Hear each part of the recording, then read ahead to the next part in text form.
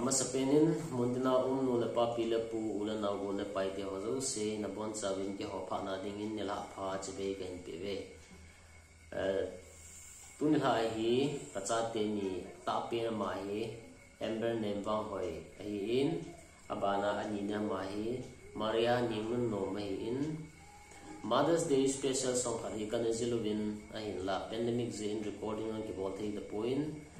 shooting jong kapol man ta povin he jong le tunin ho hin in Monaco nin mun tina ulan na ul pai te ho se ichi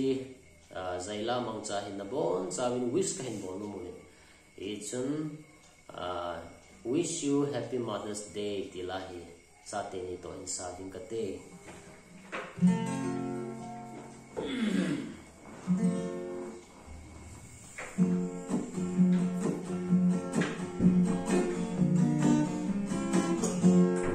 Mình em bên khu ấy mình không lâu bị tâm ngàn tê trong lễ phản ni lộc bi bị bút tê tâm ngàn tê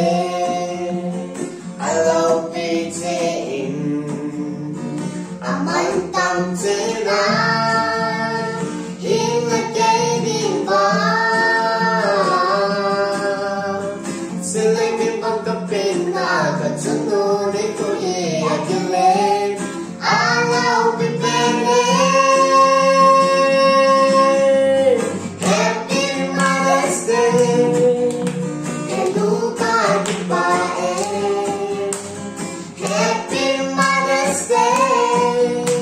ngày ngày lúc ta sinh dâu con sẽ rất tôi là bà đây ngày lúc bé chân lúc đâu đâu ngày dành qua cái chú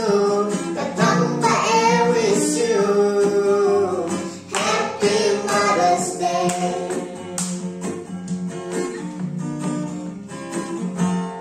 chân đâu mang tâm hay lâu sẽ lấy mình em tâm dòng lên aman sinh dâu hay lâu vì hình ngọt chân nu hay na rất tâm lại in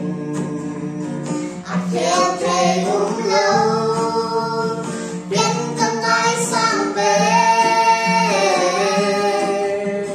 chân nu bấm ai ngoài ngoài đúng sẽ lấy cuộc tổ tình không lâu cô chim lòng chân nu Happy Mother's Day and luka di ba Happy Mother's Day ngày ngày lúc ta sinh dâu côi sẽ lấy tôi là bà đây ngày lúc bé chân lúc tao là ngày hình sinh và cái chú cả tháng và em with you Happy Mother's Day Happy Mother's Day and luka di ba Happy Mother's Day ngày ngày lúc ta sinh dâu côi sẽ lấy tôi là bà đây ngày lúc bé chân lúc tao là ngày hình sinh và cái chú cả tháng và em with you Happy Mother's Day cả tháng và em with you Happy Mother's Day ibon sa ating in patin in patay bupit tapen kapito